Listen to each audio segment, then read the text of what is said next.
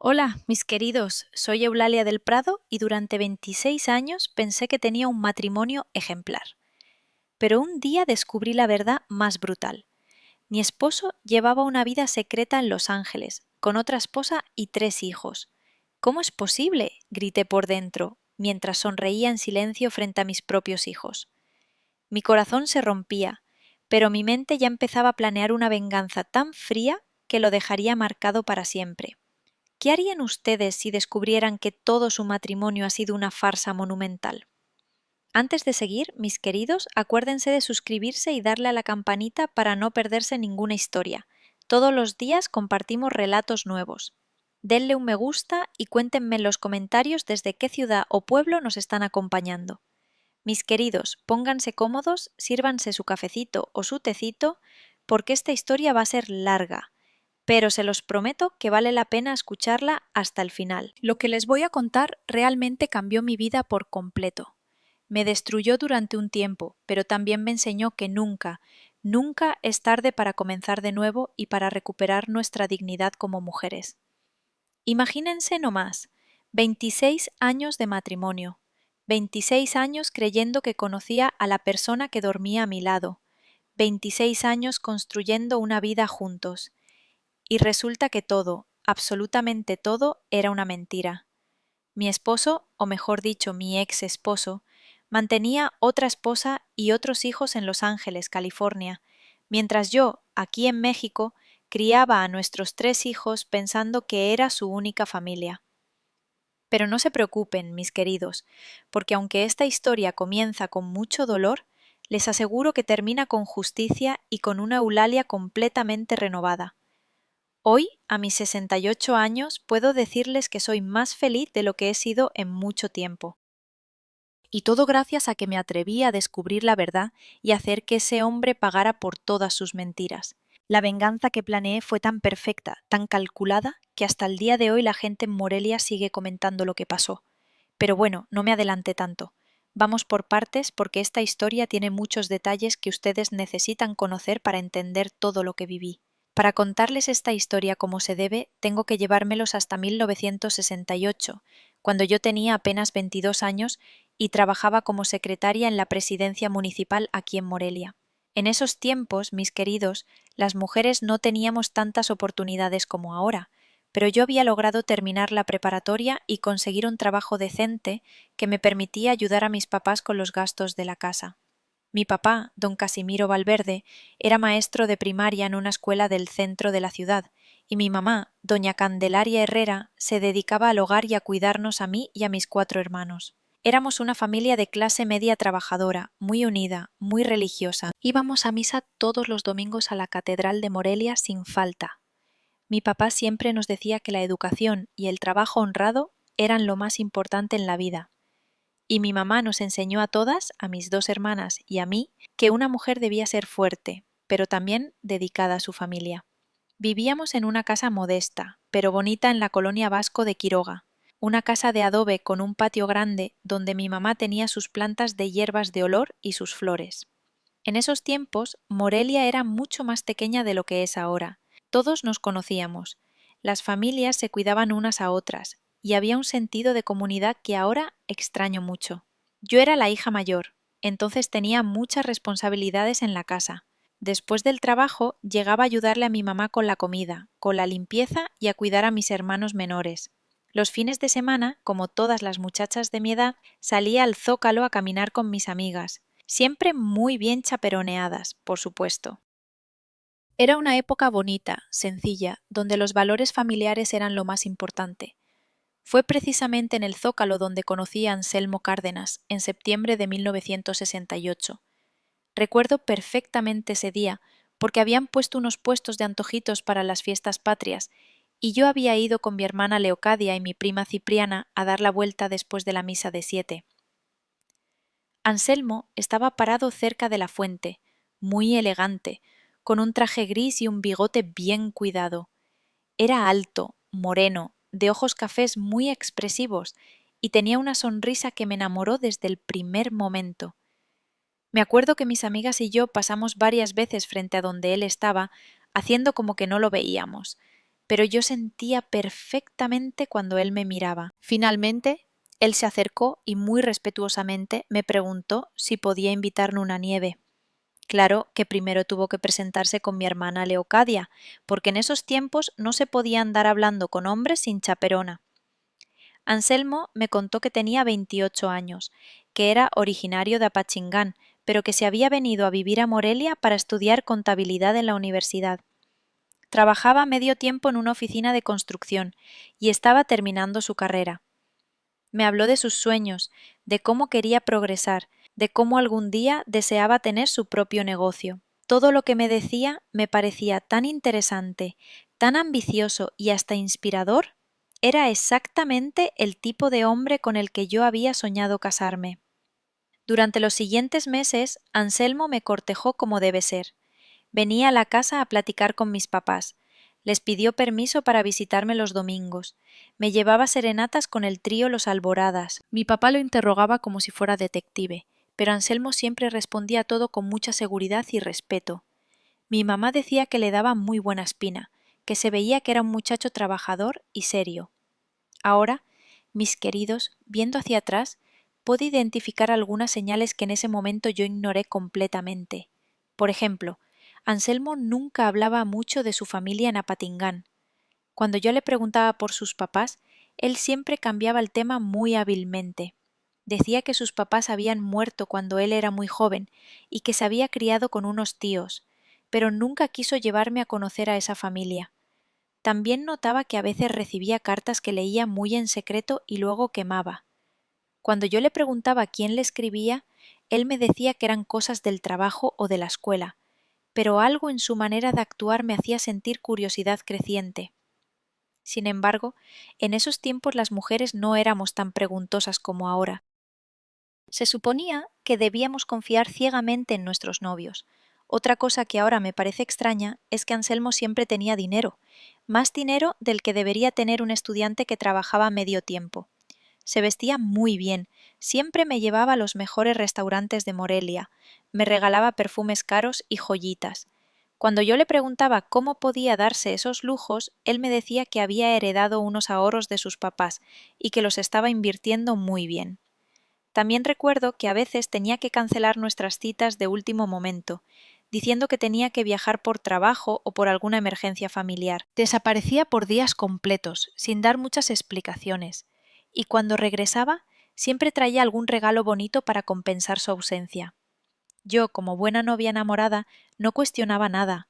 Pensaba que era normal que un hombre trabajador tuviera responsabilidades. Lo que más me llamaba la atención, aunque en ese momento no le di la importancia que debía, es que Anselmo nunca quiso que yo conociera a sus amigos o compañeros de trabajo. Siempre estábamos solos o con mi familia, pero él nunca me presentaba con nadie de su círculo social. Cuando yo le preguntaba por qué, él me decía que sus amigos eran muy vulgares y que no quería que yo me sintiera incómoda con ellos. El 14 de febrero de 1970, en una cena muy romántica en el Hotel Casino de Morelia, Anselmo me pidió matrimonio. Había adornado toda la mesa con rosas rojas, tenía contratado un violinista que tocó Bésame mucho, y se arrodilló frente a mí con un anillo de diamante precioso. Yo lloré de la emoción. Todos los comensales del restaurante aplaudieron, y por supuesto le dije que sí inmediatamente. Nos casamos el 15 de agosto de 1970 en la Catedral de Morelia, con una ceremonia preciosa a la que asistieron más de 200 invitados. Mi papá me entregó en el altar con lágrimas en los ojos. Mi mamá lloraba de felicidad y Anselmo se veía tan guapo en su smoking negro.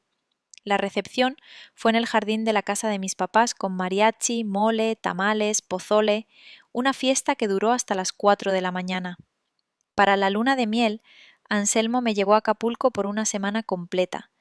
Nos hospedamos en el Hotel El Presidente, con vista al mar, y fueron los días más felices de mi vida hasta ese momento. Anselmo era muy cariñoso, muy atento. Me compraba recuerdos en cada lugar que visitábamos y me hacía sentir como una reina. Recuerdo que en las noches caminábamos por la playa y él me prometía que me haría la mujer más feliz del mundo. Cuando regresamos a Morelia, fuimos a vivir a una casita que Anselmo había rentado en la colonia Félix Ireta.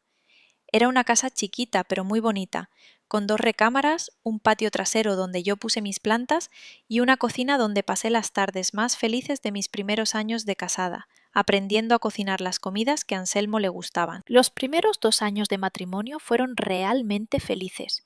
Anselmo consiguió un trabajo muy bueno como contador en una empresa constructora que tenía contratos con el gobierno estatal. Ganaba bien, me daba todo el gasto para la casa y siempre había dinero extra para darnos nuestros gustos. Yo dejé mi trabajo en la presidencia municipal, como era normal en esa época, para dedicarme por completo al hogar y prepararme para cuando llegaran los hijos. En 1972 nació nuestro primer hijo, Tadeo, y yo me convertí en la mujer más feliz del mundo. Anselmo estaba tan orgulloso de su primogénito, lo presumía con todos sus conocidos y se desvivía por comprarle todas las cosas que necesitaba y hasta algunas extras. 2 años después nació nuestra segunda hija, Marcelina, y en 1976 llegó nuestro hijo menor, Baltasar, que le pusimos así por mi papá. Con 3 hijos pequeños mi vida se volvió muy ocupada, pero también muy plena. Anselmo era un papá muy cariñoso cuando estaba en casa.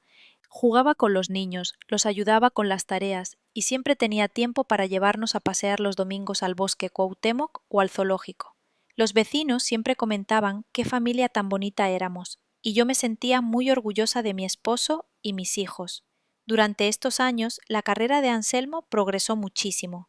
Primero fue contador general de la constructora, luego se asoció con el dueño en algunos proyectos y finalmente abrió su propia empresa de construcción en 1978.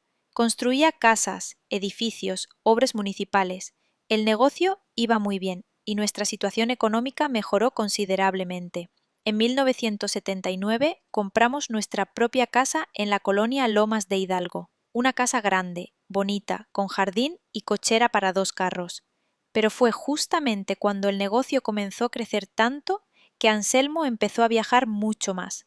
Me decía que tenía que ir a México, a Guadalajara, a Monterrey, para conseguir contratos grandes y proveedores especializados. A veces se iba por semanas completas y yo me quedaba sola con los 3 niños manejando toda la casa. Al principio no me extrañaba tanto porque entendía que el negocio requería de esos viajes, y Anselmo siempre regresaba con buenas noticias sobre nuevos contratos o nuevas oportunidades. Además, cuando estaba fuera, me hablaba por teléfono todos los días para preguntarme cómo estábamos, para hablar con los niños y para contarme cómo le iban los negocios. Pero después de algunos años empecé a notar que estos viajes se hacían cada vez más frecuentes y más largos. Anselmo decía que había abierto una oficina en México para manejar mejor los contratos federales y que necesitaba pasar mucho tiempo allá supervisando las obras. También me dijo que estaba haciendo algunos negocios en Estados Unidos, construcciones para mexicanos que vivían allá, y que eso requería que viajara al norte con frecuencia. En 1982, Anselmo me anunció que había conseguido un contrato muy grande para construir unas casas para familias mexicanas en Los Ángeles, California. Me explicó que era una oportunidad de oro que no podíamos desperdiciar, pero que requería que él pasara temporadas largas en Estados Unidos supervisando el trabajo. Me dijo que en los próximos años tendríamos que acostumbrarnos a que él viajara mucho, pero que todo era por nuestro futuro y el futuro de nuestros hijos. Ahora, mis queridos, viendo todo esto con la perspectiva que da el tiempo, me doy cuenta de que en 1982 fue exactamente cuando Anselmo comenzó su doble vida de manera formal. Pero en ese momento yo era una esposa confiada que creía absolutamente todo lo que mi marido me decía. Pensaba que era normal que un empresario exitoso viajara tanto y me sentía orgullosa de que Anselmo fuera tan trabajador y ambicioso. Entre 1982 y 1990, nuestra vida siguió un patrón muy establecido. Anselmo pasaba aproximadamente 2 semanas cada mes en Estados Unidos. Luego regresaba a Morelia por 1 o 2 semanas y después se iba otra vez. Cuando estaba en casa era el mismo esposo cariñoso de siempre. Me ayudaba con los niños, íbamos a misa los domingos, salíamos a cenar, visitábamos a mi familia. Durante sus ausencias yo manejaba toda la casa y cuidaba a nuestros 3 hijos sola. Tadeo ya estaba en la secundaria y era un muchacho muy responsable que me ayudaba mucho con sus hermanos menores. Marcelina era una niña muy aplicada en la escuela, muy obediente, y Baltasar era el más travieso, pero también el más cariñoso de los tres. Anselmo siempre se aseguraba de que no nos faltara nada económicamente. Tenía un contador que manejaba los gastos de la casa cuando él no estaba, y yo tenía acceso a una cuenta del banco donde él depositaba dinero cada mes para todos nuestros gastos. Además, cuando regresaba de sus viajes, siempre traía regalos para todos, juguetes para los niños, ropa bonita para mí, aparatos nuevos para la casa. Recuerdo que en 1984 llegó con una televisión a color Sony que había comprado en Estados Unidos y toda la familia estaba emocionadísima, porque en esos tiempos no era tan común tener una televisión así. También trajo una videocasetera y muchas películas grabadas. Los niños invitaban a todos sus amigos a ver películas en nuestra casa y yo me sentía muy orgullosa de poder darles esos lujos a mis hijos. Pero también durante estos años empecé a notar algunas cosas que me llamaban la atención, aunque yo las justificaba diciéndome que eran normales y que todo formaba parte de la vida. Por ejemplo, Anselmo nunca quiso que yo lo acompañara en sus viajes a Estados Unidos. Cuando yo le sugerí que podría irme con él algunas veces, me decía que era mejor que me quedara cuidando a los niños, que los hoteles donde él se hospedaba no eran apropiados para familias, y que de todos modos él estaba tan ocupado trabajando que no tendríamos tiempo para estar juntos. También notaba que cuando hablaba por teléfono desde Estados Unidos, a veces sonaba como si hubiera mucho ruido de fondo, niños jugando, música, conversaciones. Cuando yo le preguntaba dónde estaba llamando, él me decía que desde la oficina o desde el hotel, pero el ruido no sonaba como oficina o hotel. Sin embargo, yo nunca insistí demasiado en estas preguntas porque confiaba en él completamente. Otra cosa que me extrañaba es que Anselmo nunca llevaba fotos nuestras cuando viajaba. Yo siempre le daba una foto mía y de los niños para que la tuviera en su cartera, pero cuando regresaba la foto estaba exactamente como se la había dado. Nunca se veía que la hubiera usado o visto realmente. Un día le pregunté por qué no cargaba nuestras fotos y él me dijo que era muy sentimental y que ver nuestras fotos lo ponía tan triste que prefería no cargarlas. Durante estos años, Anselmo también desarrolló algunas costumbres nuevas que al principio me parecieron simplemente madurez o cambios naturales de la edad. Por ejemplo, empezó a ser muy cuidadoso con su correspondencia. Tenía un cajón de su escritorio que siempre mantenía cerrado con llave, y me dijo que ahí guardaba papeles importantes del negocio que nadie más debía tocar. Yo respetaba eso completamente, porque entendía que los negocios requerían confidencialidad. También empezó a recibir llamadas telefónicas a horas muy extrañas. A veces el teléfono sonaba a las 5 o 6 de la mañana o muy tarde en la noche. Y Anselmo siempre decía que eran clientes de Estados Unidos que no entendían la diferencia de horario. Estas llamadas las tomaba siempre en su estudio, con la puerta cerrada, y hablaba en voz muy baja. Cuando yo le preguntaba de qué se trataban, él me daba explicaciones muy vagas sobre contratos y permisos. En 1987, Anselmo decidió que necesitábamos construir una casa más grande, porque los niños estaban creciendo y necesitaban más espacio. Compramos un terreno precioso en Lomas de Santa María, y él mismo diseñó y construyó nuestra nueva casa. Una casa de 2 pisos con 4 recámaras, 3 baños, un estudio para él, jardín grande y hasta una pequeña alberca que parecía un lujo en ese tiempo. Cuando nos cambiamos a esa casa en 1988, yo me sentía como si estuviera viviendo un sueño. Los niños estaban felices con su nueva casa. Tadeo tenía su propia recámara con baño. Marcelina decoró su cuarto de color rosa como siempre había soñado, y Baltasar tenía un patio perfecto para jugar fútbol con sus amigos. Yo tenía una cocina amplia y moderna donde podía preparar comidas para toda la familia y para cuando llegaban visitas. Pero fue justamente en esta época cuando los viajes de Anselmo se hicieron aún más frecuentes.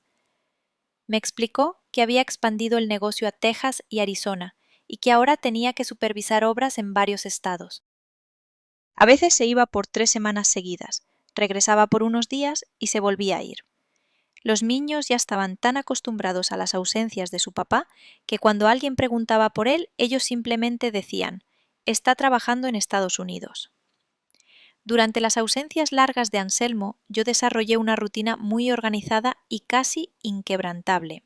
Los lunes llevaba a los niños a la escuela y después iba al mercado y al supermercado para hacer las compras de la semana.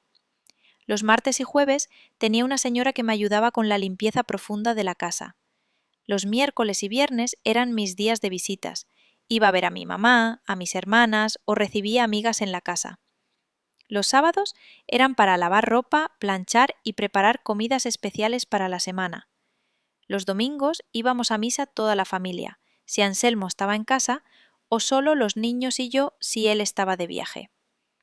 A pesar de las ausencias de Anselmo, yo me sentía muy realizada como madre y esposa. Mis hijos estaban creciendo sanos y felices. Teníamos una casa hermosa, no nos faltaba nada económicamente, y cuando Anselmo estaba en casa seguíamos siendo muy felices como pareja. Él siempre era muy cariñoso conmigo. Me decía que era la mujer más importante de su vida y me agradecía por cuidar también de nuestra familia mientras él trabajaba. En 1990, cuando Tadeo cumplió 18 años y se fue a estudiar ingeniería a la Ciudad de México, comencé a sentir que algo estaba cambiando en mi matrimonio. Con el hijo mayor fuera de casa, las ausencias de Anselmo se sentían más pesadas y silenciosas. Marcelina tenía 16 años y estaba muy ocupada con sus amigas y sus actividades de la preparatoria, y Baltasar, de 14 años, pasaba las tardes jugando fútbol o estudiando con sus compañeros. Por primera vez en muchos años yo tenía tiempo para pensar más profundamente sobre mi vida y mi matrimonio. Durante las largas tardes, sola en la casa, empecé a hacer cuentas mentales sobre cuánto tiempo pasaba Anselmo realmente con nosotros. Me di cuenta de que en los últimos 2 años él había estado en casa menos de la mitad del tiempo. Eso significaba que yo estaba prácticamente criando sola a mis 2 hijos menores y manejando toda la casa sin ayuda. También empecé a notar que cuando Anselmo regresaba de sus viajes, a veces parecía distante o preocupado. Me preguntaba si todo estaba bien con el negocio, y él siempre me decía que sí, que las cosas iban muy bien, pero yo sentía que algo lo tenía inquieto. A veces lo encontraba viendo televisión, pero con la mente claramente en otra parte, o hablando por teléfono en voz muy baja desde su estudio. Una tarde de marzo de 1991, mientras ordenaba el closet que compartíamos, encontré algo que me llamó mucho la atención. En el bolsillo de uno de los trajes que Anselmo usaba para viajar, había un recibo de un restaurante de Los Ángeles fechado apenas una semana antes. Pero lo extraño no era el recibo en sí, sino que el ticket era para 2 personas y tenía escrito a mano: «Feliz aniversario, mi amor», con letra que claramente no era de Anselmo. Cuando le pregunté a Anselmo sobre ese recibo, él me dijo que había llevado a cenar a un cliente muy importante y que el mesero había escrito eso porque pensó que eran pareja. Me dio una explicación tan detallada y tan lógica que yo me convencí de que estaba siendo tonta al sospechar cualquier cosa. Anselmo me abrazó, me dijo que era la única mujer de su vida y me pidió perdón por estar viajando tanto, pero que todo era por nuestro futuro. Sin embargo, después de encontrar ese recibo, empecé a poner más atención a pequeños detalles que antes pasaba por alto. Por ejemplo, notaba que Anselmo a veces regresaba de sus viajes con olores diferentes. No solo el olor del avión o del hotel, sino olores como de perfume de mujer o de detergente distinto en su ropa. Cuando le comentaba esto, él me decía que seguramente era de la tintorería donde mandaba limpiar sus trajes en Estados Unidos. También empecé a notar que Anselmo había cambiado algunos de sus hábitos personales antes de 1990. Él era muy descuidado con su apariencia cuando estaba en casa. Usaba la misma ropa varios días. No se preocupaba mucho por peinarse o afeitarse bien. Pero después de 1990 empezó a ser mucho más vanidoso. Se compraba ropa nueva constantemente, usaba lociones caras, se cortaba el cabello en las estéticas más finas de Morelia y hasta empezó a hacer ejercicio para mantenerse en forma. En 1992, Anselmo me propuso que hiciéramos un viaje especial para celebrar nuestros 22 años de matrimonio. Me dijo que quería llevarme a Europa por primera vez en nuestras vidas, que ya tenía el dinero ahorrado y que podíamos dejar a los niños con mi mamá por 2 semanas. Yo estaba emocionadísima porque siempre había soñado con conocer París, Roma, Madrid. Fuimos en septiembre de 1992 y fue un viaje realmente maravilloso. Anselmo fue tan cariñoso, tan atento, tan romántico como en nuestros primeros años de matrimonio. Me llevó a los mejores restaurantes, compramos ropa en las boutiques más elegantes, visitamos todos los museos y monumentos famosos. Durante esas 2 semanas yo me sentí completamente enamorada de mi esposo otra vez, y él parecía estar igual de enamorado de mí. Pero lo que no sabía en ese momento y que descubrí muchos años después era que Anselmo había planeado ese viaje como una especie de despedida. En su mente retorcida, él sabía que su doble vida se estaba volviendo cada vez más complicada de manejar y quería darnos un último recuerdo bonito juntos antes de alejarse aún más de nosotros. Efectivamente, después de nuestro regreso de Europa, las ausencias de Anselmo se hicieron mucho más largas y frecuentes. Ahora se iba por un mes completo, regresaba por una semana y se volvía a ir por otro mes. Me explicó que había conseguido contratos muy grandes en California y Texas, que requerían su supervisión constante y que los próximos años serían cruciales para establecer el negocio permanentemente en Estados Unidos. También me dijo que estaba considerando la posibilidad de que toda la familia nos mudáramos a Los Ángeles en unos años cuando Baltasar terminara la preparatoria. Me pintó un futuro maravilloso, donde viviríamos en una casa enorme en California. Los niños estudiarían en universidades americanas y yo podría aprender inglés y conocer una cultura diferente. Todo sonaba tan emocionante que yo empecé a hacer planes mentales sobre esa nueva vida.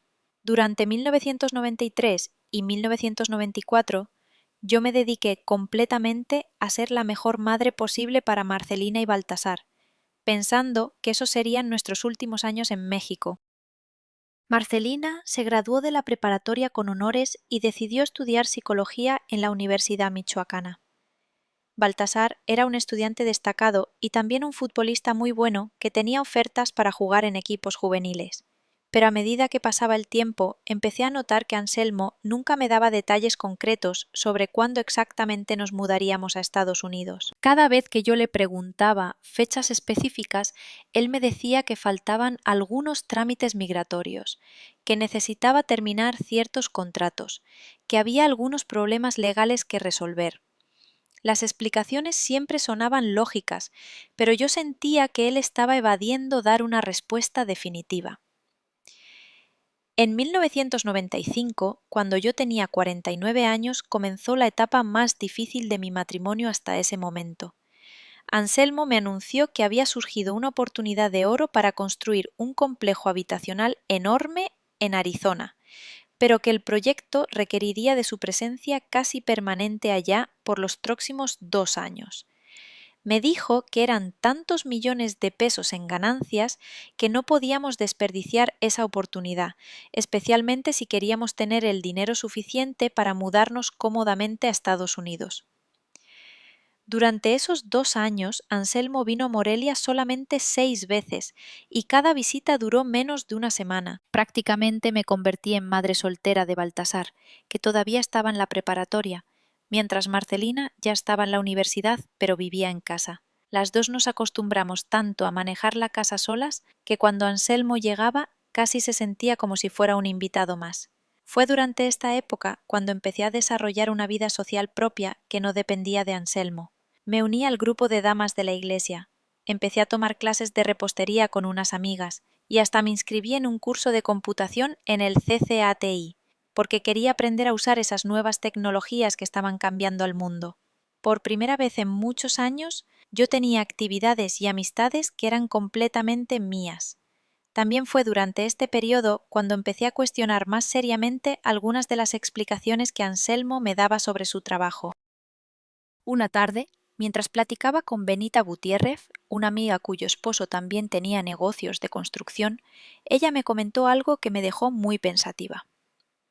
Me dijo que su marido había intentado hacer negocios en Estados Unidos, pero que los trámites eran tan complicados y había tantas restricciones para extranjeros que al final había decidido que no valía la pena el esfuerzo.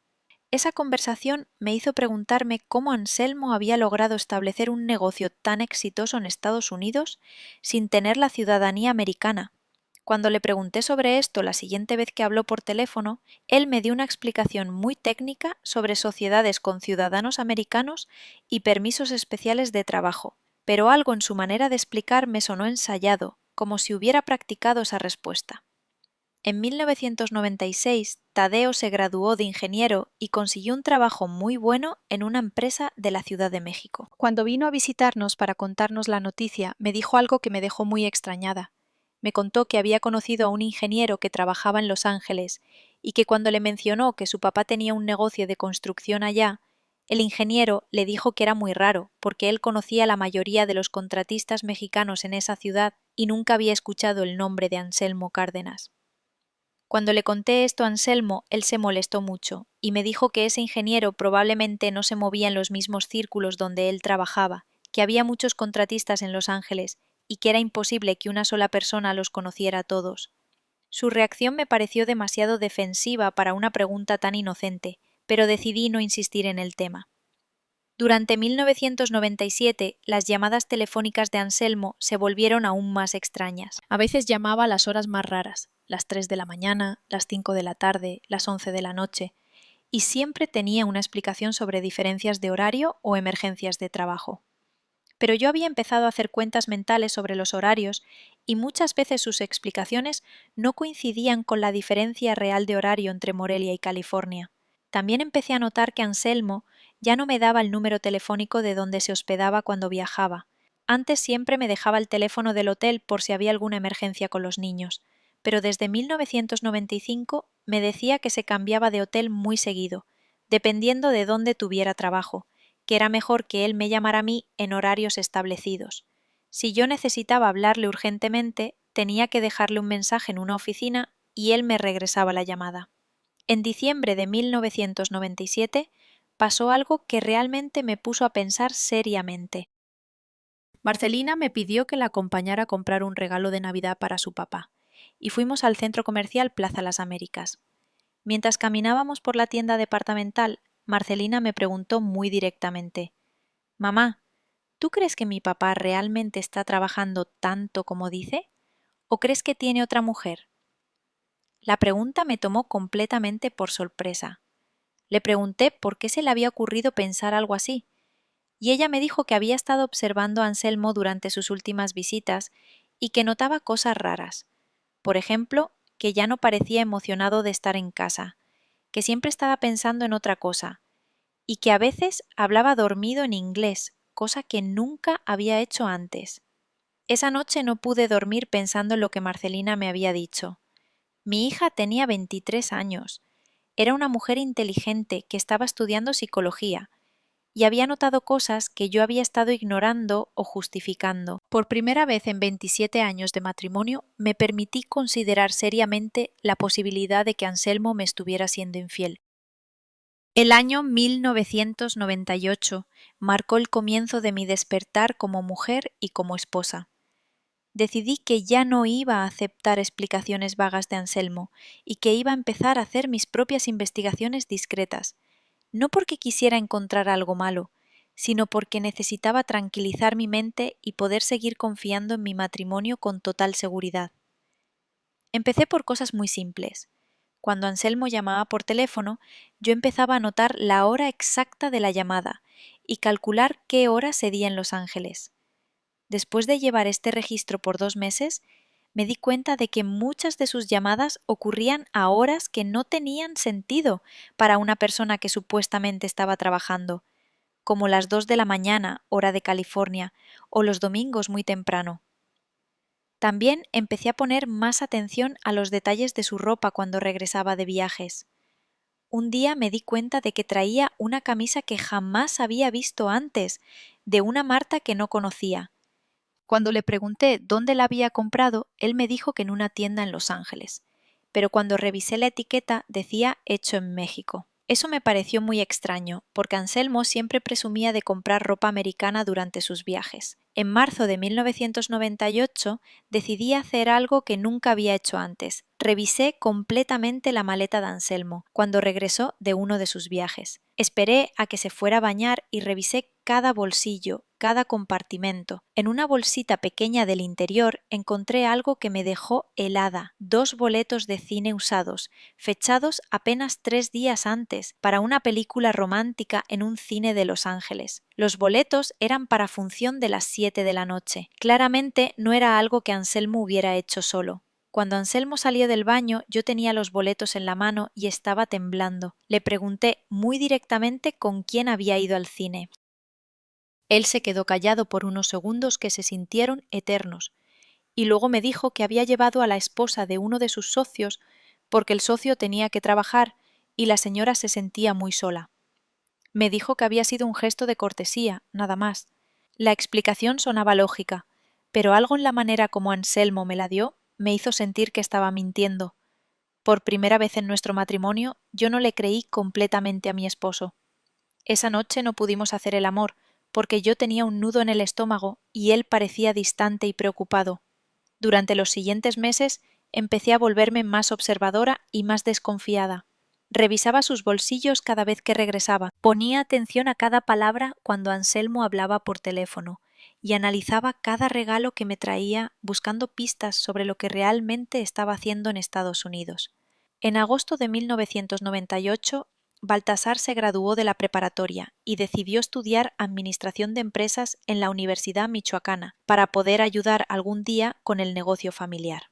Durante la fiesta de graduación, varios padres de familia me preguntaron cuándo pensábamos mudarnos a Estados Unidos, porque Anselmo había estado comentando durante años que esa era la meta familiar. Cuando yo les dije que todavía no teníamos fecha definida, algunas personas me dijeron que les parecía extraño, porque Anselmo siempre hablaba como si fuera algo que iba a pasar muy pronto. Esa noche le pregunté a Anselmo por qué seguía diciéndole a la gente que nos íbamos a mudar cuando él nunca me había dado una fecha específica. Él me dijo que no quería crearme falsas expectativas hasta que estuviera 100% seguro de que todo saldría bien, pero que definitivamente era el plan para los próximos 2 años. Sin embargo, ya había dicho lo mismo 2 años antes, y 4 años antes también. En octubre de 1998 pasó algo que me confirmó que Anselmo me estaba mintiendo sobre algo importante. Marcelina necesitaba unos documentos para tramitar una beca de estudios, y cuando fuimos al banco donde Anselmo tenía las cuentas de la empresa, el gerente me dijo algo muy extraño. Me comentó que hacía meses que Anselmo no había movido dinero en esas cuentas y que le parecía raro porque antes las usaba muy activamente para los gastos de sus proyectos en Estados Unidos. Cuando le pregunté a Anselmo sobre esto, él me dijo que había abierto cuentas nuevas en bancos americanos para facilitar las operaciones y que ya no necesitaba usar tanto las cuentas mexicanas. Pero, si eso era cierto, ¿de dónde salía el dinero que él seguía depositando cada mes para los gastos de la casa? Sus explicaciones empezaban a tener menos y menos sentido. En diciembre de 1998, exactamente el día de nuestro aniversario de bodas número 28, Anselmo me regaló una pulsera de oro muy bonita, que supuestamente había comprado en una joyería de Beverly Hills, pero cuando fui a que me la ajustaran en una joyería de Morelia, el joyero me dijo que esa pulsera tenía el sello de una empresa mexicana muy conocida. Cuando le pregunté a Anselmo sobre esto, él se molestó muchísimo y me dijo que seguramente el joyero estaba equivocado. Esa pelea fue la primera realmente fuerte que tuvimos en muchos años. Anselmo me acusó de no confiar en él, de estar inventando problemas donde no los había, y de estar escuchando demasiado a gente que quería dañar nuestro matrimonio. Yo le dije que no estaba inventando nada, que simplemente estaba notando inconsistencias en sus historias, y que tenía derecho a hacer preguntas sobre la vida de mi propio esposo. La pelea terminó con Anselmo saliendo de la casa y diciéndome que se iba más temprano de lo planeado a Estados Unidos, porque ya no se sentía cómodo en su propia casa. Se fue esa misma noche, 3 días antes de lo programado, y no me habló por una semana completa. El silencio más largo que habíamos tenido en 28 años de matrimonio. Cuando finalmente me llamó, Anselmo me pidió perdón y me dijo que estaba pasando por mucho estrés en el trabajo, que había algunos problemas legales con unos contratos y que eso lo tenía muy nervioso y alterado. Prometió que cuando esos problemas se resolvieran, él estaría más tranquilo y podríamos regresar a ser la pareja feliz que siempre habíamos sido.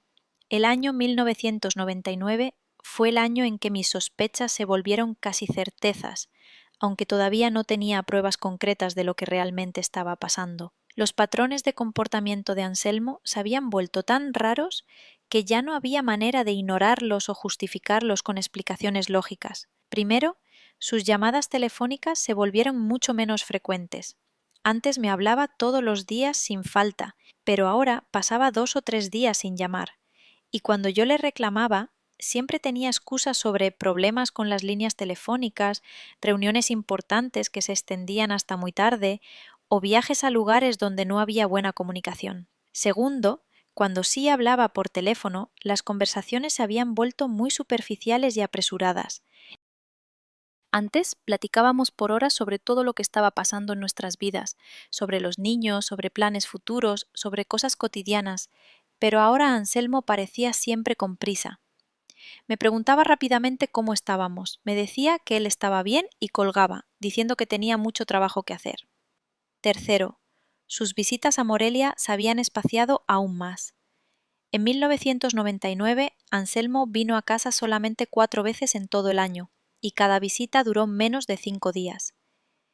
Durante esas visitas cortas, él parecía ansioso y distraído, como si estuviera pensando constantemente en regresar a Estados Unidos.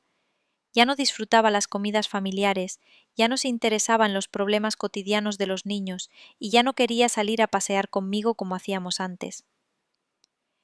En abril de 1999 decidí hacer algo que jamás pensé que haría.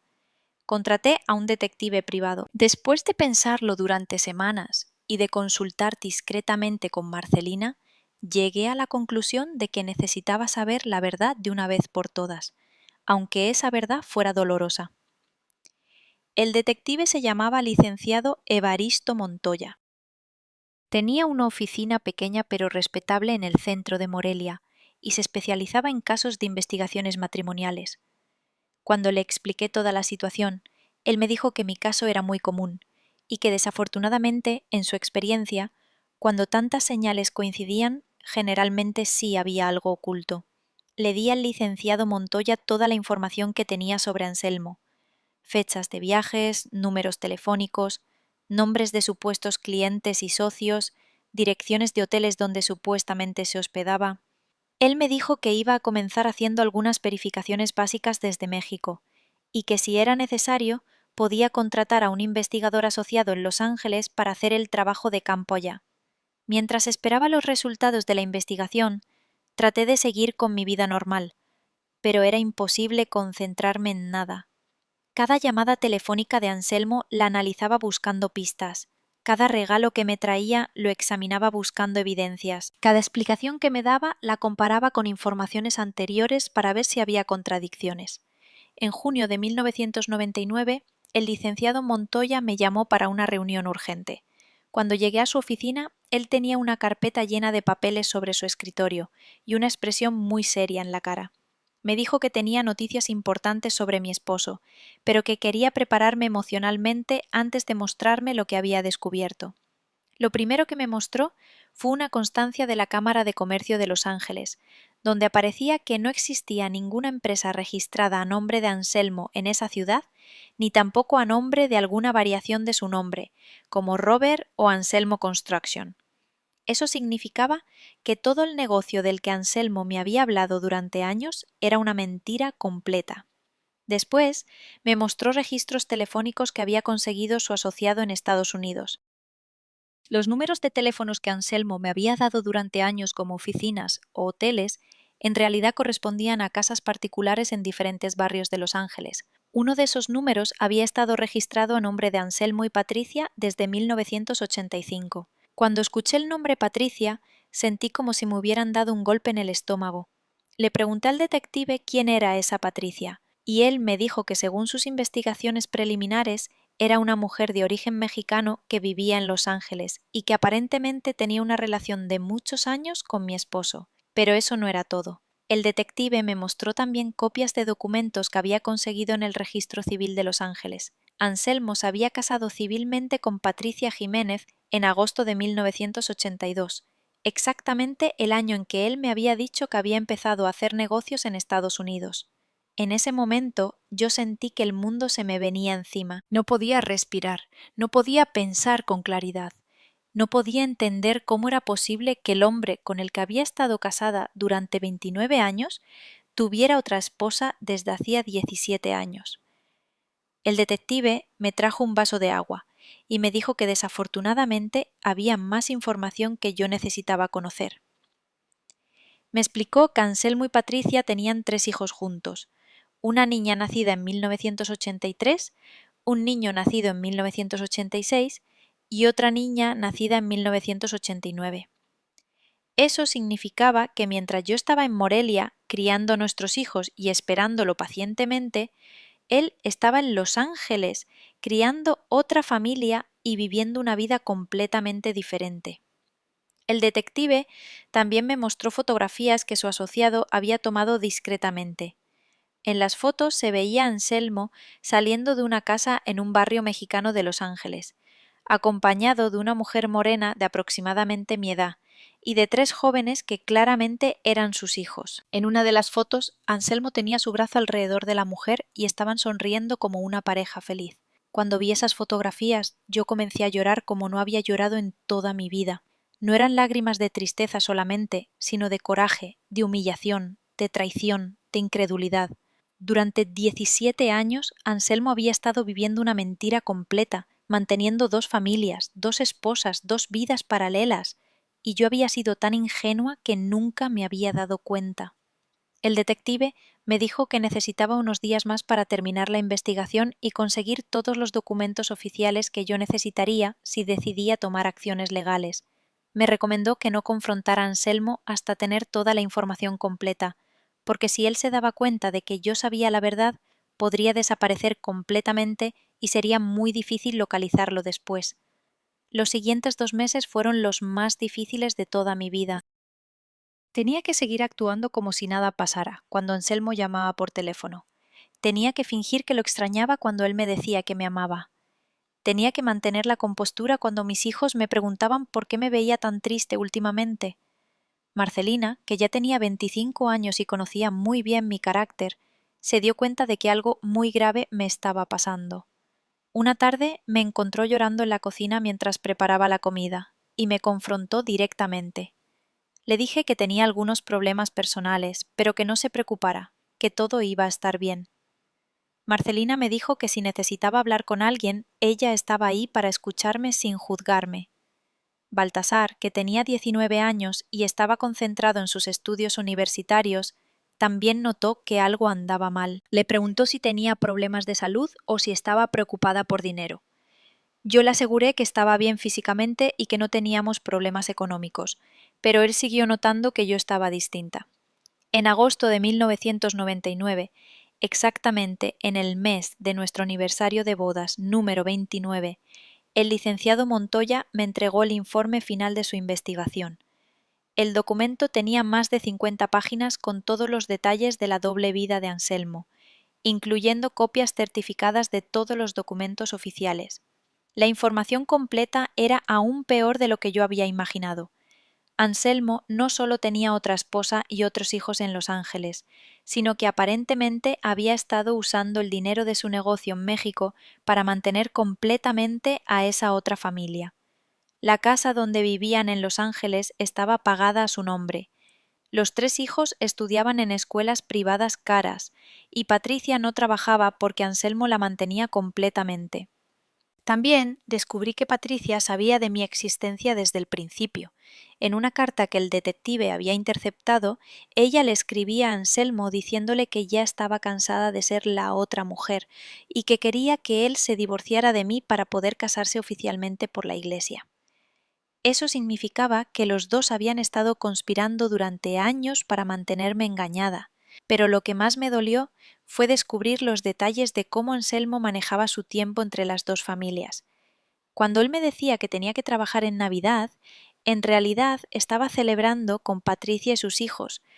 Cuando me decía que tenía juntas importantes en mi cumpleaños, en realidad estaba celebrando el cumpleaños de Patricia o de alguno de sus otros hijos. Todas las fechas importantes de mi vida durante 17 años habían sido sacrificadas por las fechas importantes de su otra familia. El licenciado Montoya también me mostró evidencia de que Anselmo había estado transfiriendo dinero sistemáticamente de las cuentas de la empresa en México a cuentas personales en Estados Unidos. Eso significaba que no solo me había traicionado emocionalmente, sino que también había estado robando dinero que legalmente me pertenecía como su esposa. Cuando terminé de leer todo el informe, yo ya no sentía tristeza. Sentía una rabia fría y calculada como nunca había sentido en mi vida.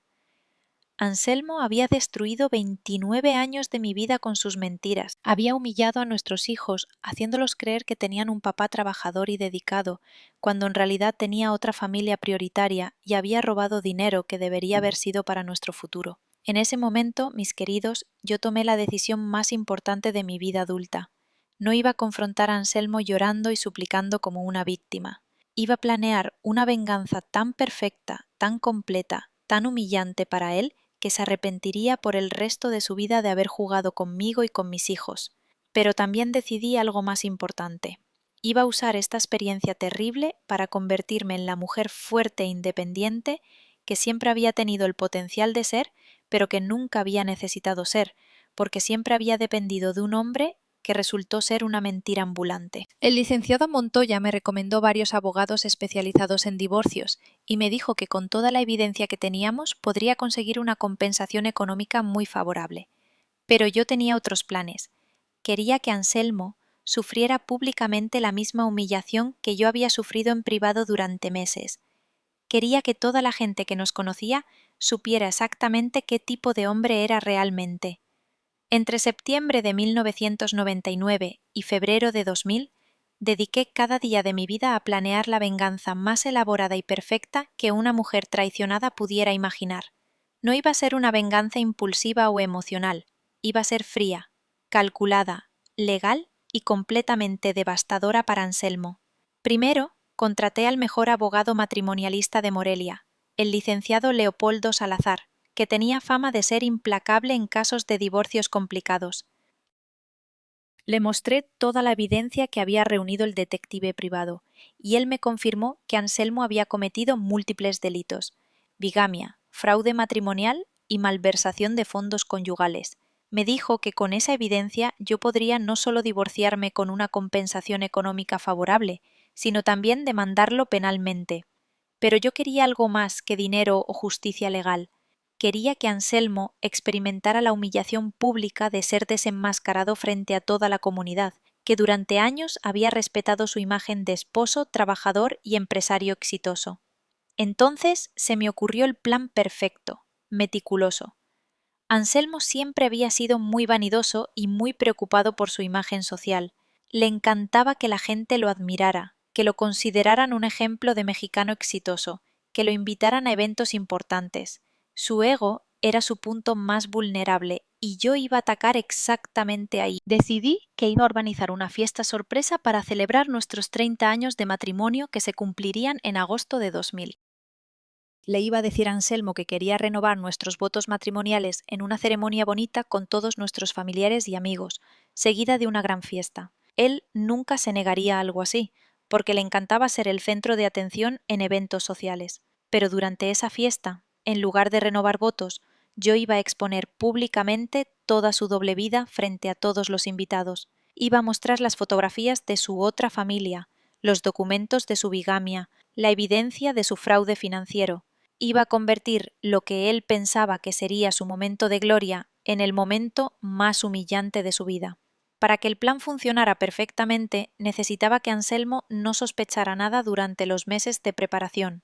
Eso significaba que tenía que actuar como la esposa enamorada y dedicada que siempre había sido, mientras por dentro estaba planeando su destrucción total. Entre octubre y diciembre de 1999, cada vez que Anselmo llamaba por teléfono, yo le hablaba de lo emocionada que estaba por nuestro aniversario número 30. Le decía que quería hacer algo muy especial para celebrar 3 décadas de amor, que estaba pensando en invitar a toda la familia extendida y que quería renovar nuestros votos, como habían hecho algunas de mis amigas. Anselmo se emocionó muchísimo con la idea y me dijo que le parecía perfecto, que él también quería celebrar nuestro matrimonio por todo lo alto. Mientras tanto, yo empecé a hacer los preparativos reales de mi venganza. Primero, abrí una cuenta de banco secreta donde empecé a guardar dinero para los gastos de mi nueva vida independiente. Cada mes separaba una parte del dinero que Anselmo me daba para la casa y lo depositaba en esa cuenta, junto con dinero que conseguí vendiendo algunas joyas y objetos de valor que él me había regalado durante los años. Segundo, empecé a reunir toda la evidencia adicional que pudiera necesitar. Le pedí al detective que siguiera monitoreando las actividades de Anselmo en Los Ángeles y que me consiguiera más fotografías y documentos que pudiera usar durante la exposición pública. También empecé a hacer copias de todos los papeles importantes que estaban en el estudio de Anselmo, documentos financieros, contratos y correspondencia, para tener evidencia completa de sus fraudes económicos. Tercero, comencé discretamente a consultar con expertos sobre aspectos legales y financieros del divorcio. Quería estar completamente preparada para proteger mis derechos y los derechos de mis hijos cuando finalmente confrontara a Anselmo. El abogado me ayudó a identificar todas las propiedades y cuentas bancarias que legalmente me correspondían y preparó toda la documentación necesaria para iniciar los procedimientos legales inmediatamente después de la exposición pública. Cuarto, empecé a planear cuidadosamente mi vida después del divorcio. A los 54 años, yo necesitaba pensar en cómo iba a mantenerme económicamente sin depender de Anselmo. Decidí que iba a usar mi parte de los bienes matrimoniales para abrir un negocio propio, algo que siempre había querido hacer, pero que nunca había podido porque había estado dedicada completamente al hogar. En enero de 2000, Anselmo vino a Morelia para una de sus visitas cortas, y fue la primera vez que tuve que actuar frente a él sabiendo toda la verdad. Mis queridos, les juro que fue una de las cosas más difíciles que he hecho en mi vida. Cada vez que él me abrazaba, yo sentía náuseas pensando en que esas mismas manos habían estado acariciando a otra mujer. Cada vez que me decía que me amaba, yo quería gritarle que era un mentiroso y un traidor. Pero me mantuve fuerte y seguí actuando como la esposa amorosa que él esperaba. Durante esa visita hablamos extensamente sobre los planes para la fiesta de aniversario. Anselmo se emocionó tanto que hasta sugirió que rentáramos el salón más elegante de Morelia y que contratáramos al mejor grupo musical de la región. Me dijo que quería que fuera una celebración que la gente recordara por años. Yo sonreí y le dije que estaba completamente de acuerdo. Definitivamente iba a ser una celebración que nadie olvidaría jamás. También durante esa visita, Anselmo me regaló un collar de perlas muy costoso que supuestamente había comprado en una joyería fina de Beverly Hills. Cuando me lo puso en el cuello, me dijo que esas perlas representaban cada año de nuestro matrimonio y que esperaba poder regalarme muchas perlas más en los años futuros. Yo le sonreí y le dije que era el regalo más hermoso que me había dado, mientras por dentro pensaba que esas perlas representaban cada año de mentiras y traición. Los meses de febrero a julio de 2000 fueron los más intensos de toda mi vida. Tenía que manejar simultáneamente la planeación de la fiesta venganza, la preparación de todos los aspectos legales del divorcio y la organización de mi nueva vida independiente. Todo eso mientras seguía actuando como la esposa perfecta cada vez que Anselmo llamaba o visitaba. Para la fiesta decidí que el lugar perfecto sería el Club Social de Morelia, un lugar muy elegante donde se celebraban todos los eventos más importantes de la sociedad moreliana. Renté el salón principal para 200 invitados. Contraté al grupo Los Alboradas para la música. Pedí un banquete completo con lo mejor de la cocina michoacana y hasta encargué un pastel de 3 pisos decorado con flores naturales. Mandé hacer invitaciones muy elegantes que decían: Anselmo y Eulalia tienen el honor de invitarlos a celebrar 30 años de matrimonio y la renovación de sus votos matrimoniales. Invité a toda nuestra familia extendida, a todos nuestros amigos, a los vecinos, a colegas de Anselmo, a mis compañeras de la iglesia, a los maestros de mis hijos, básicamente a todas las personas que conocían a Anselmo y que habían admirado nuestro matrimonio durante años. Lo que nadie sabía es que también había preparado una segunda parte de la celebración, que no aparecía en las invitaciones. Contraté discretamente a un técnico audiovisual para que instalara un sistema de proyección en el salón, supuestamente para mostrar fotografías de nuestros 30 años juntos. También contraté a un fotógrafo profesional diciéndole que quería documentar cada momento de esa celebración tan especial. Mientras tanto, seguí reuniendo evidencia adicional con la ayuda del detective. En marzo de 2000, él me entregó fotografías recientes donde se veía a Anselmo celebrando el cumpleaños de Patricia con una fiesta familiar muy íntima. En las fotos se veía claramente que él estaba completamente integrado a esa otra familia, cargando a uno de los niños, besando a Patricia, riendo con todos como si fuera su única familia real. También conseguí copias de documentos que mostraban que Anselmo había estado mintiendo sobre sus finanzas mexicanas. Durante años me había dicho que el negocio en México estaba disminuyendo porque él estaba transfiriendo todo a Estados Unidos, pero la realidad era que seguía teniendo contratos importantes en Michoacán y que estaba desviando esas ganancias para mantener a su otra familia. En abril de 2000 tomé una decisión muy importante. Les conté toda la verdad a Marcelina y a Baltasar. Ya no podía seguir cargando sola con ese secreto y necesitaba que mis hijos estuvieran preparados para lo que iba a pasar. Cuando les mostré toda la evidencia, Marcelina lloró de coraje y me dijo que siempre había sentido que algo no estaba bien con las ausencias tan largas de su papá. Baltasar se quedó callado por mucho tiempo y luego me dijo que me apoyaría en cualquier decisión que tomara. Mis hijos me ayudaron muchísimo durante los meses siguientes. Marcelina me acompañó a todas las citas con el abogado y me ayudó a organizar todos los documentos legales. Baltasar se encargó de ayudarme con los aspectos técnicos de la venganza, verificar que el equipo audiovisual funcionara correctamente, hacer copias de todas las fotografías en el tamaño correcto y preparar los documentos para la proyección. En mayo de 2000 le conté también la verdad a mi hermana Leocadia, que siempre había sido mi confidente más cercana. Ella se quedó absolutamente impactada, porque Anselmo siempre le había caído muy bien y ella había admirado nuestro matrimonio como un ejemplo de estabilidad y amor verdadero. Leocadia me dijo que me apoyaría completamente y que haría todo lo que estuviera en sus manos para ayudarme. También decidí contarle la verdad a mi mamá, que ya tenía 78 años, pero seguía muy lúcida. Doña Candelaria Herrera se enojó tanto cuando supo lo de Anselmo que me dijo que ella, personalmente, le iba a decir unas cuantas verdades en la cara durante la fiesta.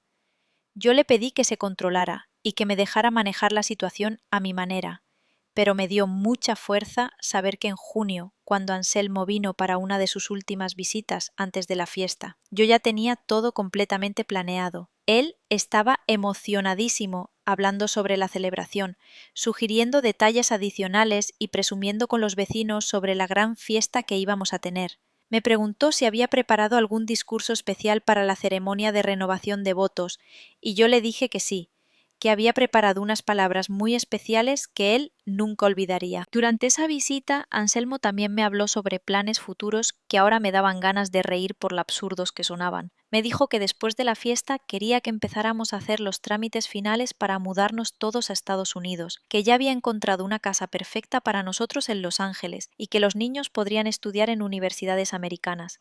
Todo lo que me decía eran mentiras para mantenerme contenta mientras él seguía con su doble vida. A finales de julio ya tenía todo completamente listo. Había preparado una presentación audiovisual de 1 hora con todas las fotografías y documentos que exponían la traición de Anselmo, y había ensayado exactamente lo que iba a decir durante la confrontación pública. Había coordinado con el abogado para que estuviera presente en la fiesta con todos los papeles del divorcio listos para ser entregados, y había hablado con el detective para que tuviera testigos preparados por si Anselmo trataba de negar algo. El 15 de agosto de 2000, exactamente 30 años después de nuestra boda, llegó el día de mi venganza perfecta. Me levanté a las 5 de la mañana, no porque estuviera nerviosa, sino porque tenía muchas cosas que supervisar para que todo saliera exactamente como lo había planeado. Anselmo había llegado de Estados Unidos 2 días antes y estaba más emocionado que nunca. Durante el desayuno me dijo que había invitado a algunos amigos especiales que habían viajado desde muy lejos para acompañarnos y que esperaba que la fiesta fuera realmente memorable. Yo le sonreí y le dije que sin duda alguna iba a ser la noche más memorable de nuestras vidas. Pasé toda la mañana en el salón del club social supervisando los últimos detalles. Las flores estaban perfectas, el banquete olía delicioso, La música estaba lista y el técnico audiovisual había terminado de instalar todo el equipo que yo necesitaba para mi presentación especial. A las 2 de la tarde todo estaba listo para recibir a los 200 invitados que llegarían a partir de las 7. A las 4 fui a la estética para arreglarme el cabello y maquillarme, porque quería verme absolutamente perfecta para esta ocasión tan especial. Me puso un vestido azul marino muy elegante que había comprado especialmente para esta noche, y llevé el collar de perlas que Anselmo me había regalado en enero y los aretes de diamantes que me había dado para nuestro aniversario número 25. Ironía pura. Me iba a ver hermosa usando los regalos que él me había dado mientras vivía su mentira. A las 6 de la tarde, Anselmo y yo llegamos al club social para recibir a nuestros invitados. Él se veía muy guapo en su smoking negro y estaba absolutamente radiante de felicidad. Durante la primera hora fue el anfitrión perfecto, saludando a todos cálidamente, contando anécdotas divertidas sobre nuestros años de matrimonio, agradeciendo a la gente por acompañarnos en esta celebración tan especial. Todos nuestros invitados estaban impresionados con la elegancia de la fiesta. Mi familia completa estaba ahí, mis padres, mis hermanos, mis sobrinos, mis tíos y primos. También estaban todos los amigos más cercanos de ambos, los vecinos de nuestra colonia, varias colegas de Anselmo y mis compañeras de la iglesia y de las clases de repostería. Era exactamente el tipo de audiencia que yo había querido reunir para presenciar la caída de Anselmo. A las 8:30, después de que todos habían llegado y habían cenado, yo tomé el micrófono para hacer mi primer discurso de la noche. Agradecí a todos por acompañarnos. Hablé de lo importante que era tener el apoyo de la familia y los amigos y anuncié que antes de la ceremonia de renovación de votos quería compartir con todos una presentación muy especial sobre nuestros 30 años de matrimonio. La presentación comenzó de manera completamente normal. Mostré fotografías de nuestra boda, de nuestros primeros años juntos, del nacimiento de nuestros hijos, de celebraciones familiares y de vacaciones.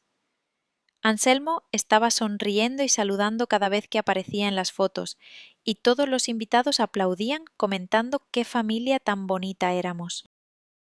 Pero después de unos 10 minutos de fotografías normales, la presentación cambió completamente de tono. En la pantalla apareció una foto de Anselmo saliendo de una casa en Los Ángeles, acompañado de una mujer que claramente no era yo. El salón se quedó completamente en silencio. Anselmo palideció y me volteó a ver con una expresión de terror absoluto. Mis queridos amigos y familiares, dije con voz muy calmada, lo que van a ver a continuación es la verdadera historia de nuestros 30 años de matrimonio, que tenía el apoyo completo de mi familia. Una historia que yo había descubierto hacía apenas algunos meses y que creía que todos ustedes merecían conocer. En la pantalla empezaron a aparecer más fotografías de Anselmo con su otra familia.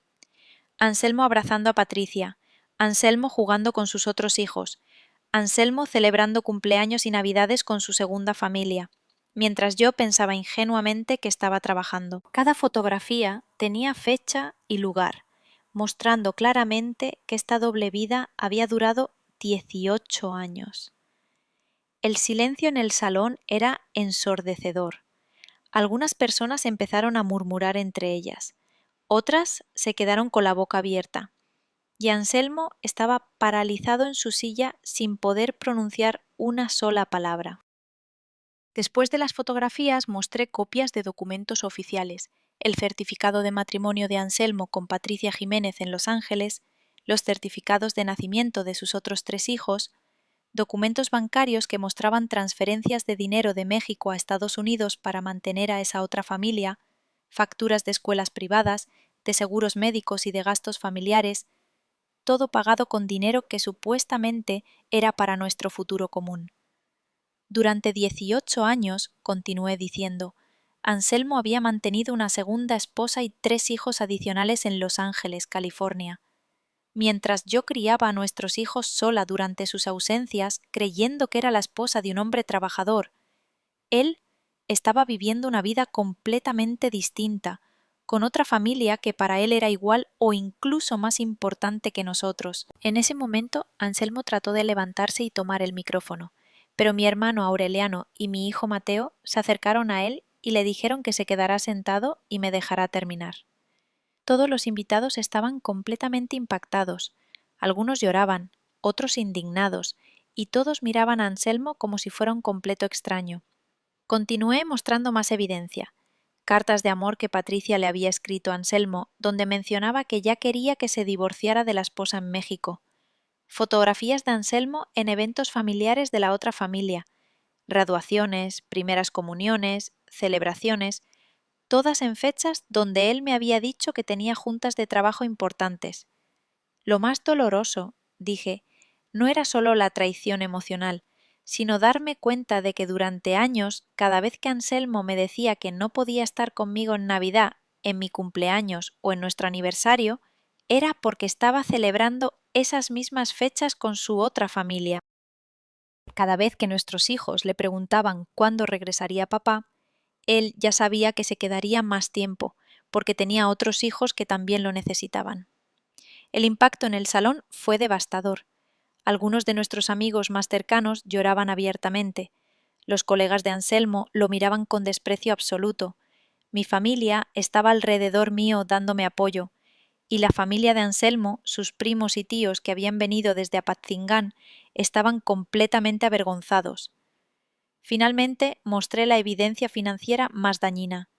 Documentos que probaban que Anselmo había estado usando dinero de contratos mexicanos para mantener completamente a su segunda familia, incluyendo una casa de más de $200,000 que había comprado a nombre de Patricia y sus hijos, dinero que legalmente debería haber sido parte de nuestro patrimonio. La pregunta que me hago, concluí, es si Anselmo realmente pensaba que podría mantener esta mentira para siempre, o si simplemente no le importaba el daño que nos causaba a mí y a nuestros hijos, porque sus otros hijos han tenido un papá presente, que los lleva a la escuela, que celebra con ellos, que vive en su casa todas las noches, mientras que nuestros hijos han tenido un papá de medio tiempo, con excusas constantes para no estar en los momentos importantes de sus vidas. Cuando terminé la presentación, Anselmo finalmente logró ponerse de pie. Estaba temblando, sudando, y se veía completamente destruido. Trató de hablar, pero le temblaba tanto la voz que apenas se le entendía. Mireia logró decir: «Yo puedo explicarte todo esto. Las cosas no son como se ven. Yo siempre te he amado a ti más que a nadie».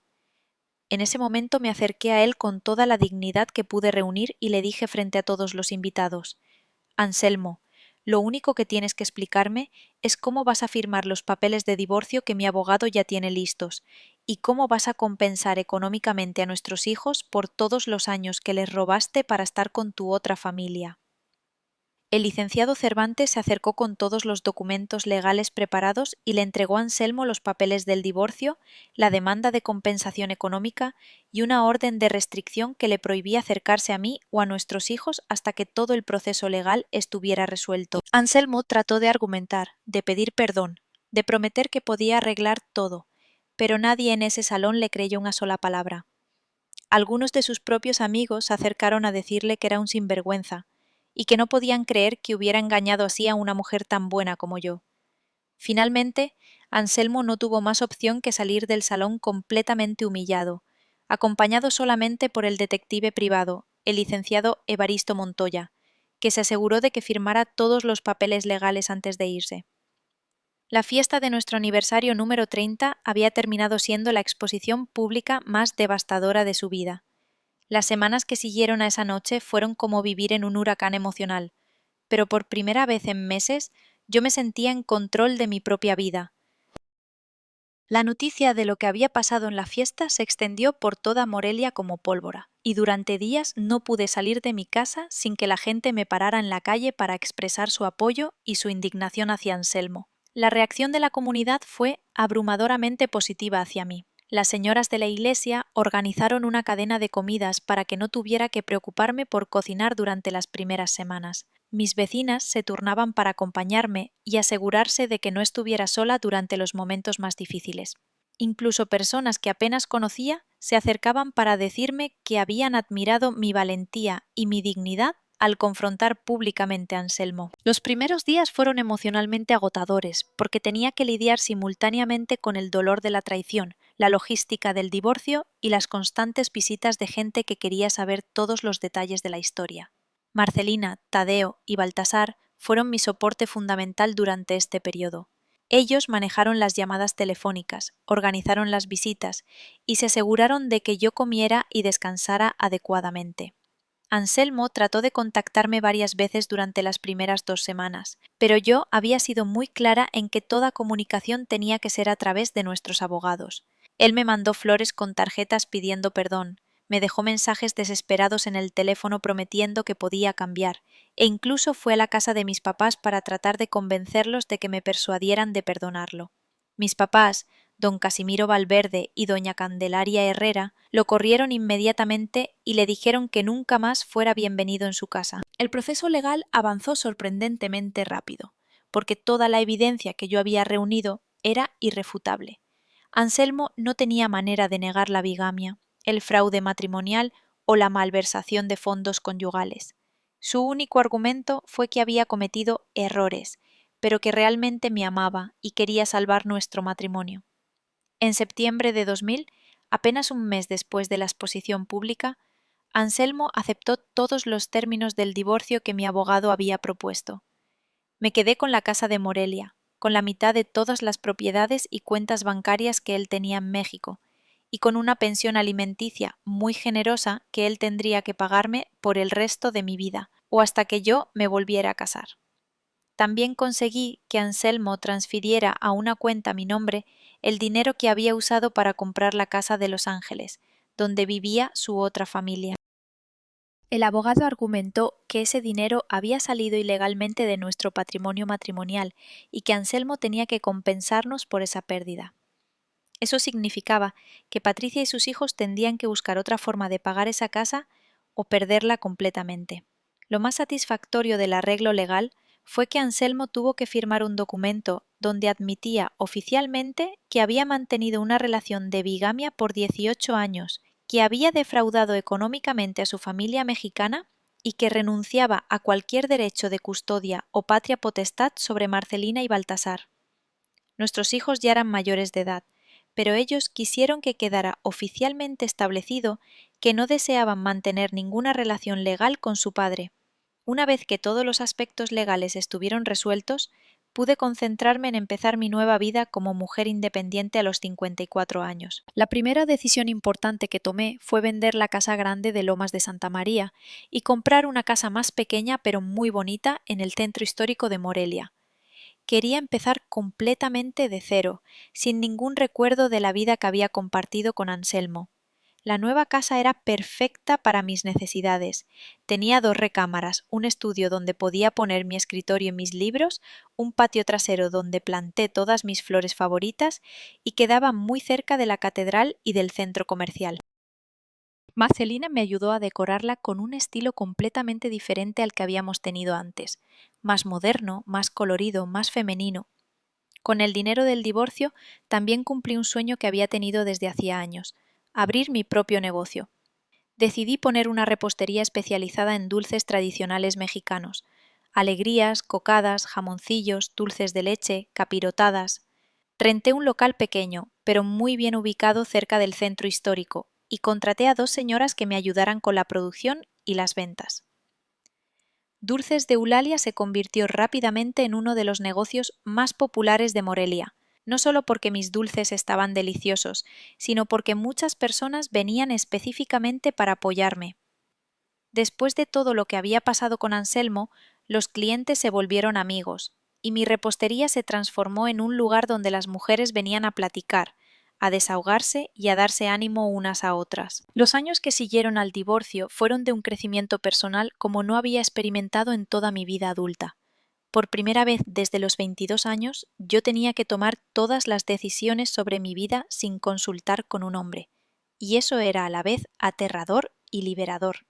En 2001, a los 55 años, decidí hacer algo que jamás había imaginado: aprender inglés y viajar sola.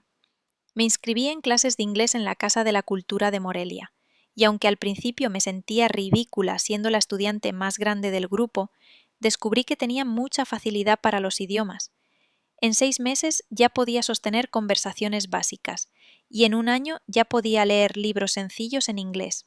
Mi primer viaje sola fue a San Antonio, Texas, donde tenía una prima lejana que me había invitado muchas veces, pero a la que nunca había visitado porque Anselmo siempre ponía excusas. Fue absolutamente aterrador y emocionante al mismo tiempo. Durante una semana completa yo tomé todas las decisiones sobre dónde ir, qué ver, qué comer y cómo gastar mi dinero. Me sentí como un adolescente descubriendo el mundo por primera vez. Después de San Antonio, me atreví a viajes más ambiciosos. Fui a New York con un grupo de amigas de la iglesia. Visité Los Ángeles por primera vez en mi vida, aunque obviamente evité todos los lugares donde sabía que podría encontrarme con Anselmo o su otra familia. Y hasta me aventuré a un crucero por el Caribe, donde conocí gente de muchos países diferentes. Estos viajes me ayudaron a darme cuenta de que durante 30 años había sido una mujer muy pequeña en un mundo muy grande. Había limitado mi existencia a ser esposa y madre, sin nunca explorar quién era yo como persona independiente. A los 55 años estaba descubriendo aspectos de mi personalidad que ni siquiera sabía que existían. También durante estos años desarrollé nuevas amistades con mujeres que estaban en situaciones similares a la mía. En Morelia había varias señoras divorciadas o viudas de mi edad que también estaban redescubriendo la vida. Formamos un grupo informal que se reunía los jueves para cenar y platicar, y que organizaba actividades como clases de baile, excursiones a pueblos cercanos y obras de teatro. Una de estas amigas, Domitila Ramírez, se convirtió en mi confidente más cercana. Ella había enviudado 3 años antes de que yo me divorciara y tenía mucha experiencia manejando las finanzas, las decisiones del hogar y la soledad que viene con ser mujer independiente después de los 50. Domitila me enseñó muchas cosas prácticas sobre cómo invertir mi dinero, cómo manejar las reparaciones de la casa y cómo disfrutar la libertad sin sentirme culpable. Mi negocio de repostería siguió creciendo durante estos años. Para 2003 ya tenía 4 empleadas y habíamos expandido el menú para incluir pasteles de cumpleaños personalizados y catering para eventos pequeños. También empezamos a vender nuestros productos en algunas tiendas gourmet de Morelia y hasta teníamos clientes que venían desde ciudades cercanas específicamente para comprar nuestros dulces tradicionales. Pero lo más importante de estos años no fueron los logros externos, sino el proceso interno de redescubrir quién era Eulalia como persona individual. Durante décadas había sido la esposa de Anselmo o la mamá de Tadeo, Marcelina y Baltasar, pero nunca simplemente Eulalia. Ahora, a los 57 años, estaba aprendiendo a estar cómoda conmigo misma, con mis propias opiniones, con mis propios gustos y con mis propias decisiones. En 2004, algo completamente inesperado pasó en mi vida. Conocí a un hombre maravilloso. Se llamaba Dr. Mauricio Ortega. Era médico jubilado, viudo, de 62 años y vivía en Pátzcuaro. Nos conocimos durante una excursión que mi grupo de amigas hizo al lago, y desde el primer momento hubo una conexión muy especial entre nosotros. Mauricio era todo lo contrario de Anselmo. Era honesto hasta el punto de ser brutalmente directo. No le gustaba viajar mucho y prefería actividades sencillas como leer y caminar. Y había estado casado con la misma mujer durante 35 años hasta que ella murió de cáncer. Cuando me contó la historia de su matrimonio, pude ver en sus ojos el tipo de dolor genuino que viene de perder a alguien que realmente amas, muy diferente al dolor artificial que Anselmo había fingido cuando me engañaba. Al principio, yo tenía mucho miedo de empezar una nueva relación. Después de la traición de Anselmo, había desarrollado una desconfianza instintiva hacia los hombres, y la idea de volver a ser vulnerable emocionalmente me aterrorizaba. Pero Mauricio fue muy paciente y respetuoso. Nunca me presionó para nada. Siempre fue completamente transparente sobre su vida y sus sentimientos, y gradualmente me ayudó a recuperar la confianza en el amor genuino. Después de 2 años de cortejo muy tradicional y cuidadoso, Mauricio me propuso matrimonio en diciembre de 2006, pero yo le dije que aunque lo amaba muchísimo, no estaba lista para volver a casarme oficialmente.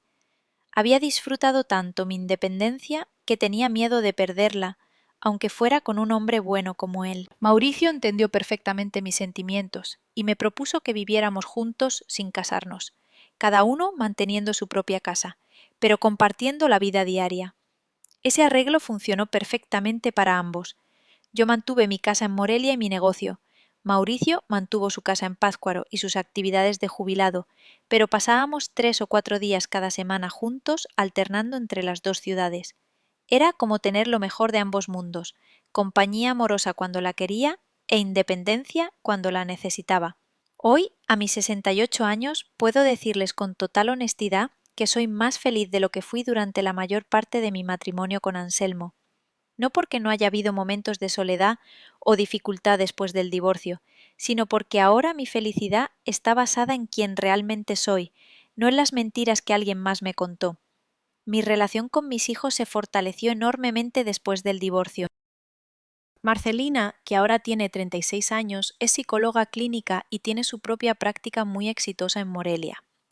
Está casada con un hombre maravilloso que conoció en la universidad y tienen 2 hijos preciosos que son la luz de mis ojos. Marcelina me dice frecuentemente que mi decisión de divorciarme de su papá le enseñó que las mujeres no tienen que tolerar traiciones o mentiras por el bien de mantener una familia unida.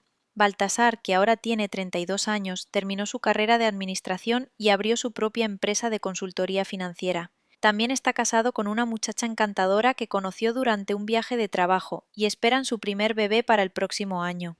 Baltasar me dice que después de ver cómo Anselmo nos traicionó, él decidió que en su matrimonio iba a ser completamente transparente y honesto, porque vio el daño que las mentiras pueden causar. Ninguno de mis hijos ha tenido contacto con Anselmo desde la noche de la fiesta. Al principio él trató de acercarse a ellos por separado, pero tanto Marcelina como Baltasar le dijeron que después de descubrir que habían tenido medios hermanos durante años sin saberlo y que su papá había vivido una mentira durante la mayor parte de sus vidas, no podían mantener una relación con él. Tadeo, mi hijo mayor, inicialmente tuvo una reacción distinta. Sentía que como hombre debía tratar de entender la situación de su papá y mantener algún tipo de relación familiar. Pero después de una conversación muy dolorosa, donde Anselmo trató de justificar sus acciones, diciéndole que los hombres a veces necesitan más de una mujer, Tadeo también decidió cortar completamente el contacto. Ahora tiene 38 años, es ingeniero civil muy exitoso en la Ciudad de México y está felizmente casado con una mujer que, según él me dice, lo mantiene honesto y comprometido. En cuanto a Anselmo, durante los primeros años después del divorcio supe muy poco de su vida porque ninguno de nosotros quería tener noticias suyas. Pero en 2005 me enteré por casualidad de que su situación había cambiado drásticamente. Aparentemente, después de que lo demandé y tuve que transferir dinero para compensar la casa de Los Ángeles, sus finanzas se complicaron muchísimo. Su negocio en México se vino abajo porque muchos clientes se enteraron de lo que había hecho y ya no querían trabajar con él. También supe que su relación con Palmira no sobrevivió la presión financiera y la humillación pública. Según lo que me contó alguien que los conocía, Palmira lo dejó en 2003, cuando se dio cuenta de que Anselmo ya no podía mantener el estilo de vida al que ella se había acostumbrado.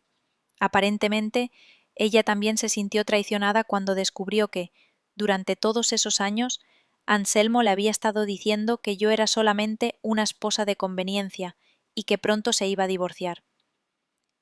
La última noticia que tuve de Anselmo fue en 2008, cuando me enteré de que estaba trabajando como contador en una empresa pequeña de Los Ángeles, viviendo solo en un apartamento modesto y tratando de mantener algún tipo de relación con sus 3 hijos de allá. Pero esos hijos ya eran adolescentes cuando sus padres se separaron, y según supe, también tenían resentimientos contra Anselmo por haberlos mantenido en la mentira durante años. Honestamente, ya no siento ni coraje ni tristeza cuando pienso en él. Siento una especie de lástima distante, como la que se siente por alguien que tomó decisiones muy malas y ahora está pagando las consecuencias. Él tuvo una vida que muchos hombres envidiarían, una esposa dedicada, hijos maravillosos, un negocio exitoso, respeto social, y lo destruyó todo por su egoísmo y su falta de integridad. Mi negocio de repostería sigue siendo muy exitoso. En 2010 abrí una segunda sucursal y ahora tengo 8 empleadas. También publiqué un libro de recetas de dulces tradicionales michoacanos que se ha vendido muy bien en toda la región. Pero más importante que el éxito comercial es el hecho de que mi negocio se ha convertido en un lugar donde muchas mujeres de Morelia vienen a platicar sobre sus vidas, sus problemas y sus sueños. He perdido la cuenta de cuántas señoras han venido a contarme sus historias matrimoniales pidiendo consejo, o cuántas mujeres divorciadas han encontrado en mi repostería un espacio donde sentirse acompañadas y entendidas. En 2012, Mauricio y yo finalmente decidimos casarnos oficialmente.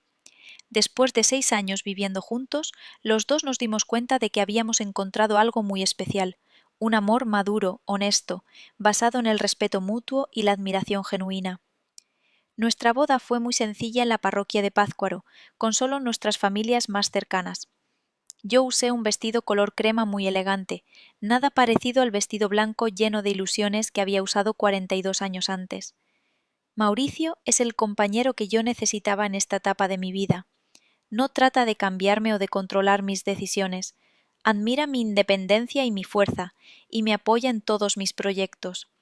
Cuando tengo días difíciles en que todavía duele recordar los años perdidos con Anselmo, Mauricio me escucha sin juzgar y me recuerda que esos años no fueron desperdiciados, fueron la experiencia que me formó como la mujer fuerte que soy hoy. También me siento muy orgullosa de haber podido ayudar a otras mujeres que han pasado por situaciones similares. Durante estos años he recibido cartas y visitas de señoras de toda la región que se enteraron de mi historia y que estaban viviendo traiciones parecidas. Algunas me pidieron recomendaciones de detective o abogado, otras simplemente querían platicar con alguien que entendiera su dolor, y otras necesitaban que alguien les dijera que sí era posible rehacer la vida después de los 50. En 2015, junto con mi amiga Soledad y otras señoras del grupo, fundamos un centro de apoyo informal para mujeres que están pasando por divorcios difíciles o que han descubierto infidelidades. No es nada oficial, simplemente nos reunimos una vez por semana en el salón parroquial para platicar, compartir experiencias y darnos ánimo unas a otras. Hemos ayudado a docenas de mujeres a tomar decisiones difíciles, a encontrar abogados honestos, a planear su independencia económica y, sobre todo, a recordar que valen mucho y que merecen ser tratadas con respeto. Una de las cosas que más me llena de satisfacción es ver cómo mis nietos, los hijos de Marcelina y pronto los de Baltasar, están creciendo en familias donde la honestidad y el respeto son valores fundamentales.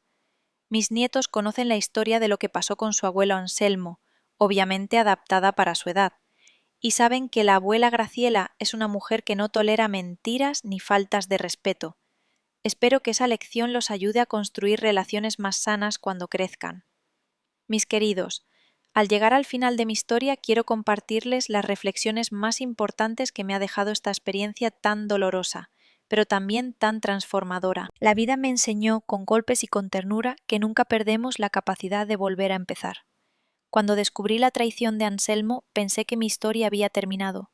Sin embargo, fue apenas el prólogo de una etapa donde aprendí a elegirme a mí misma primero. Aprendí a valorar mi tiempo, mi trabajo y mi libertad. Aprendí que Eulalia puede ser a la vez dulce y feroz, puede hornear alegrías y también poner límites firmes cuando hace falta. No hablo de un milagro repentino, sino de decisiones pequeñas y constantes. Estudiar, ahorrar, pedir ayuda, confiar en amigas y en la familia. Fue así como reconstruí mi negocio, mis relaciones y mi autoestima. Aprendí también a perdonarme, no para absolver al que traicionó, sino para liberarme del veneno del rencor, y a usar esa energía para crear algo nuevo y bello.